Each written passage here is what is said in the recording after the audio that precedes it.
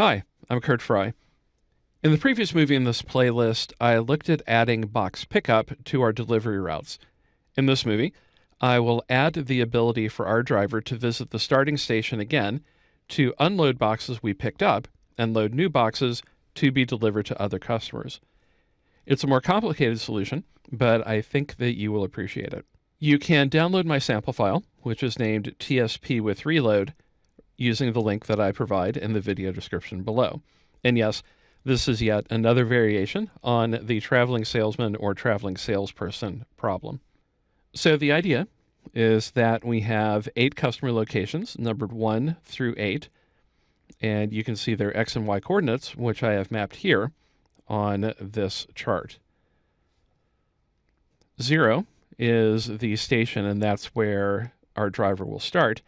And then also at some point during the day, if necessary, they can go back to station number 9, which is the same as 0. So you see that I have 13 and 17 here, and 13 and 17 here.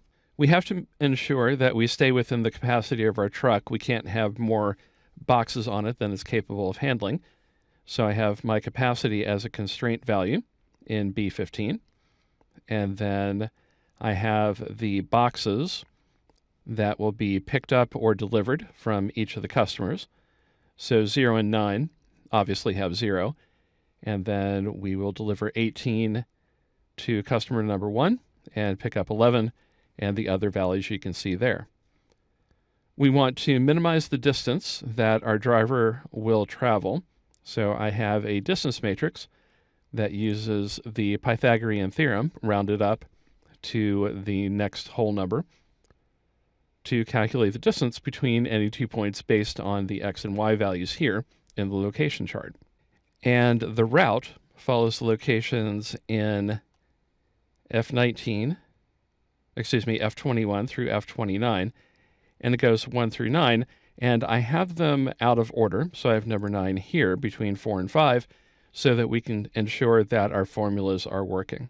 And the map is created by finding the locations and the coordinates of the values that correspond to the sequence in the route. So I've covered that in other movies, so I won't go into a lot of detail here. Let's start by looking up the distance between a location, in this case location 1, and the previous location, which is location 0. In the top row, I have the distance between 0 and itself as 0, so we don't need to do any sort of calculation there. In G21, I'll type equal, and we'll use the index function to look up a value from the distance matrix from F4 to O13. So that's the array, and I will select it now, F4 to O13. I'm going to copy the formula, so I'll press F4 to make that an absolute reference. And the row number will be the value in F20, so that's the initial location. So F20, and because it is number 0, I need to add 1 so that we can work with the first row in the lookup array. So that'll be F20 plus 1, then a comma, and the column will be the destination or second location, so that is an F21. And because we start counting at 0 above, it needs to be plus 1 as well. So right parentheses and enter. And there's the distance. So going from 0 to 1, 0 to 1 is 21. And it works in the other direction as well. And I will copy that down, including the 0 at the end, because we need to go back to the origination point, that is location 0, after we're done visiting all of our customers. And I will work on formatting after I've created all of my formulas here. Next, we need to look up the number of boxes that we want to deliver to each of our customers. So that will be based on the location in column F, and we will look it up based on the boxes list over here. So in cell H21, I'll type equal, and I can just use a VLOOKUP. So that'll be VLOOKUP. The lookup value will be in cell F21, then a comma. Next is the lookup array, which can go from 1 to 9. And I will press F4 to make that an absolute reference. And the column index number is number 2. So then a right parentheses, and I'm actually going to reuse most of this formula in the column over. So I'm going to select the text, press Ctrl-C to copy, and enter. So there I have 18, which is the correct deliver value. We can do the same thing for picking up boxes, except we'll need to use column number 3 in the lookup array. So I will double click in I-21, press Ctrl-V to paste, and everything is still the same, except that I want to go from column 2 to column 3. So I've saved myself some steps there, enter, and 11 is the correct value. So I will select those 2 cells and drag the fill handle all the way down. And I have an NA for lookup, so I will delete those 2. And there we are. So we will look up for 0 and 0. That looks good. The unload column is a little bit different. And that's because when we visit location number 9, we want to take the boxes we picked up from our customers and give them to our team at the station. That will be the sum of all the pickup cells above the row where location 9 occurs. So the formula in J21, which I have currently selected, will be equal. And it's an if determining whether the station number is 9 or not, and then how we handle those 2 possibilities. So, and again, unloading is just taking boxes we have picked up from our customers and leaving them with the team at the station so they are no longer on our truck. So in J21, it'll be equal if F21 equals 9 and a comma, then we add up all of the pickups above it. So I want to find the sum of all of the pickup values above the cell that has 9 as the station number. So that will be sum. And then we'll start from I-20.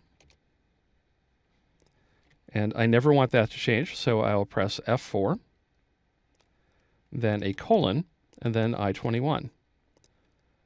So in this row, the sum of the number of boxes to unload would be 11 if we are at station 9. But instead, if it's not equal to 9, we will unload 0. So then a right parentheses and enter, and we get 0. And here you'll see why I have station 9 over on the left out of order, because when I copy down,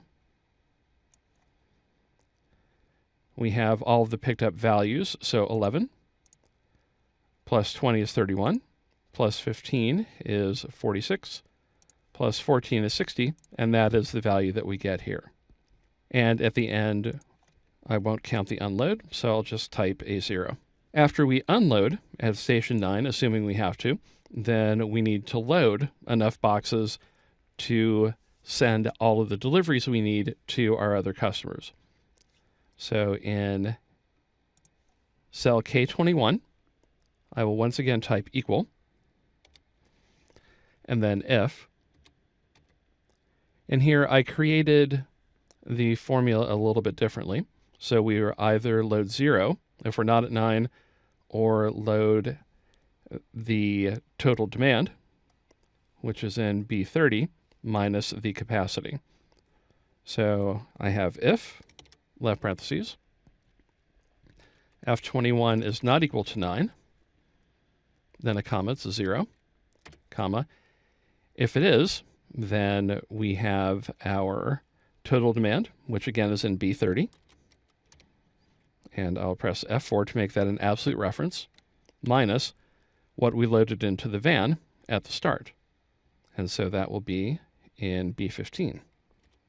And I will also make that an absolute reference. So right parentheses and enter, and I get 0. But then if I copy that down to cover cell K29, then you can see that I am loading 56, and that will get me to our demand of 131, assuming we had our initial capacity filled of 75. And again, at the end, I will type a 0, in the last cell in that column. We can measure how we are doing against the capacity of our truck based on the number of boxes that it contains. And that is boxes we have picked up and also boxes that we loaded, either at the start or when we visited Station 9. And we're going to subtract everything we have delivered or everything we have unloaded. So in L21, I have equal L20. That's the number of boxes that we have before we get to this particular station. We will subtract the number that we deliver. So that is here in H21. We will add the number we pick up, which is in I21. Subtract any that we unload when we're at Station 9. So that is J21. And add back any we load from station number 9. So that is in K21. I don't need to make any reference changes, so I'll press Enter. And we have 68. So we have gone from 75 to 68, so that is a decrease of 7. And if we deliver 18 and pick up 11, then we've gone down by 7, so the calculation appears to be correct. So I'll click there, and I will drag down, and there is the number of boxes on the truck. And I can see that we have 2, where we have 76 on the truck. So the solution that we have is not actually feasible because unless we put a box in the passenger seat, we are over our capacity. The final column deals with inventory, and that is the number of boxes that we have available to drop off to our customers. And this will be the number of boxes that we start with, our capacity, subtracting the number that we have delivered and the number that we have loaded. So I'm starting with the value in cell M20, that is the capacity of the truck. And then in M21, I need to type equal, and that will be the value in M20 minus the value of boxes or number of boxes we deliver. And that is in H21 for this first row. And then we will add any number that we load. And that is in column K, so K21. Then enter. And we have 75 going down by 18, 257, loading 0, so that's correct. And I'll click cell M21, copy down to M30, and there we are. All of the calculations appear to be correct, and if we did not have capacities or number of boxes over our capacity, this actually would be a possible solution. Now I need to find 3 totals, and those are the distance, the number of boxes we deliver, and the number of boxes we pick up. We want to minimize the distance traveled and also ensure that we deliver and pick up as many boxes as we're supposed to. So in cell G31, actually I'll select G31 through I31, and then press Alt equal to create AutoSum formulas, and there we have our totals. So I'll do a little bit of formatting cleanup here. I will select cells from G21 to let me see, what do I have there? 31, and I will center those values. And then for boxes in inventory, I will change the background fill to gray. And this is all just personal preference. You do not have to do this. And I'll select cells next to the second occurrence of location 0. Make those gray as well. And then our total distance will be the objective cell, so I'll make that green. Actually, I'll use that green. And then the deliver and pickup, which again we need to match to 131 and 124, I will fill with blue. So they match. Okay, that was a lot of setup work. And normally I would break this into multiple videos, but I wanted you to see the amount of effort that goes into creating this kind of solution, even for a fairly small problem. And now that we have all this in place, I can create the solver model.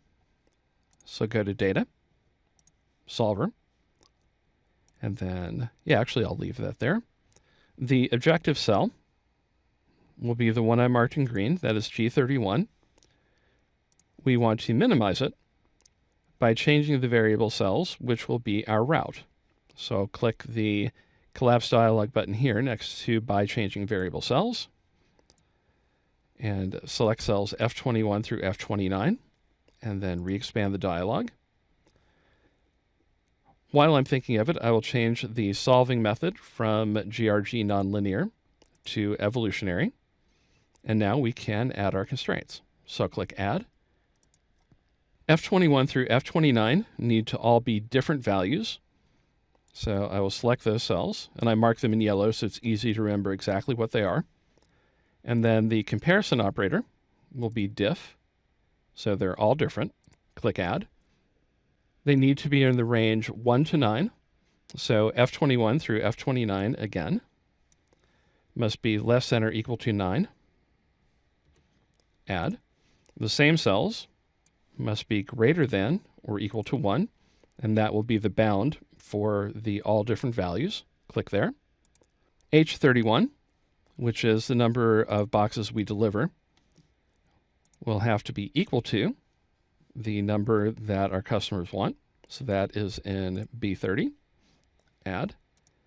And the number we pick up, which is in I31, needs to be equal to the number our customers want us to pick up. So that is 124. There are two other rules that we need to create, or two other constraints. So I'll click Add. We need to always ensure that the number of boxes on our truck is at or below our capacity, and that will be the boxes. So those will be cells L21 through L29, and that must be less than or equal to the value in B15. Click Add. And we also need to ensure that we have the inventory to make the delivery to our next customer. If we don't, that will be the trigger to go to location number 9, and this rule helps that happen. So M21 through M29 must be greater than or equal to the number we need to deliver. So that will be B21 through B29. I'll click OK. And those were a fair number of rules, and there's a little bit of complicated logic, but not too bad. So now I will click Solve, and I will come back to you if Excel is able to find a workable solution.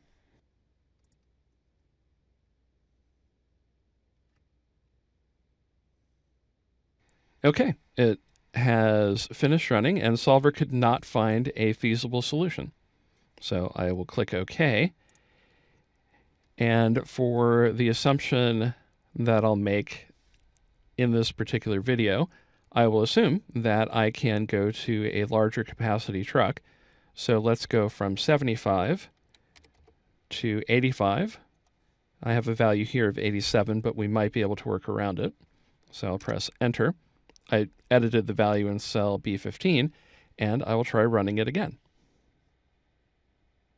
So I'll click Solver, click Solve, and we'll see if we can get a valid solution.